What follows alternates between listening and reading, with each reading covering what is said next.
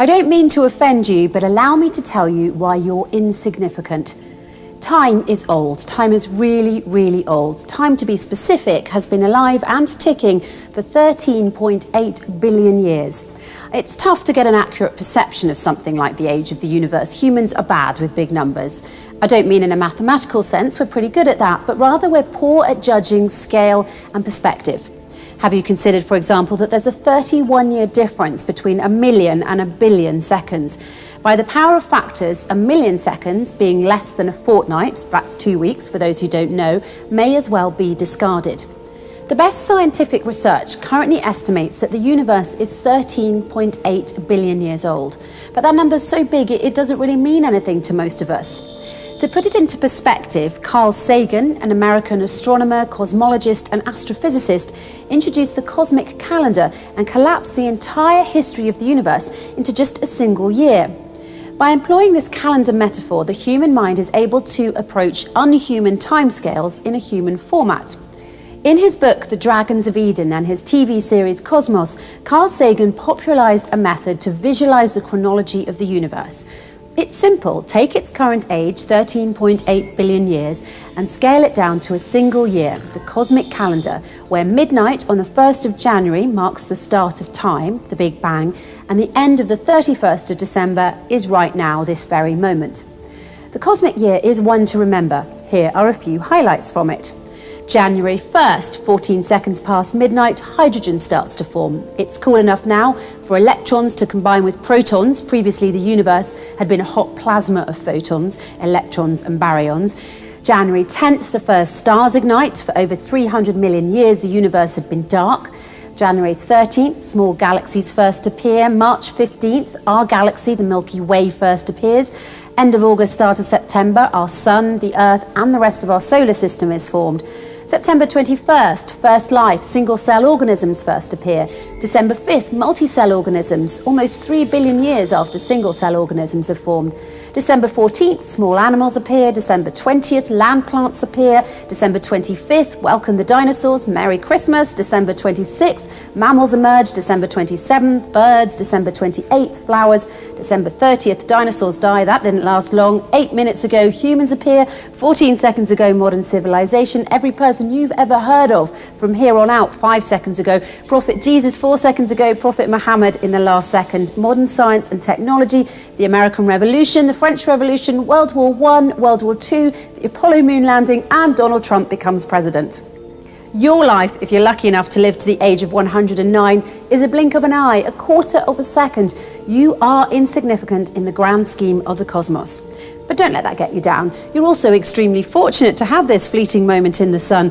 The average ejaculate has 250 million sperm cells, and you made it, buddy. Best make the best of your day.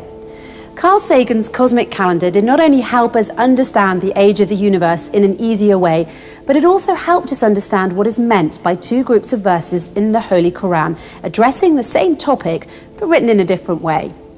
The first group of verses says, "It is He, God, who created the heavens and earth in 6 days." And the other group of verses says, "It is He who created the heavens and the earth and what is between them in 6 days." This is the Quranic cosmic calendar revealed over 1400 years ago. And let me explain why I believe the Holy Quran introduced the cosmic calendar approach first, before Carl Sagan. The answer is simple. It's because there is a great similarity between the Holy Quran's cosmic calendar and Carl Sagan's cosmic calendar. These similarities are as follows. First, by employing this calendar metaphor, the human mind is able to approach unhuman timescales in a human format. That's why Carl Sagan popularized the cosmic calendar in the first place and collapsed the entire history of the universe into just a single year, 365 days. And the Holy Quran introduced the cosmic calendar and collapsed the entire history of the universe into just 6 days. Second, Carl Sagan's cosmic calendar tells us that the Earth was formed in the end of August, which means it was formed in the 8th month out of 12 months, which is precisely at the point when the universe was in 2/3 of its age. Now, similarly, the Holy Quran's cosmic calendar tells us that the Earth was formed in 4 days out of a total of 6 days, being again when the universe was exactly in 2/3 of its age. This is written in chapter 41, from verses 10 until 12. In 4 days he made in the earth what anchors it from high above it, and put barak in it, and equally measured out sustenance of its dwellers for those who ask. Then he directed himself to the heaven while it was smoke. Then verse 12 says, and he completed them 7 heavens within 2 days, and he made in each heaven its affair, and adorned the nearest heaven with lamps. Third, when Carl Sagan first popularised his cosmic calendar in 1996, it spanned 1 year, and there was no Donald Trump at that time. And when I read the cosmic calendar for you now, it also spanned 1 year, but this time it did include Donald Trump becoming president as an example of a recent famous event.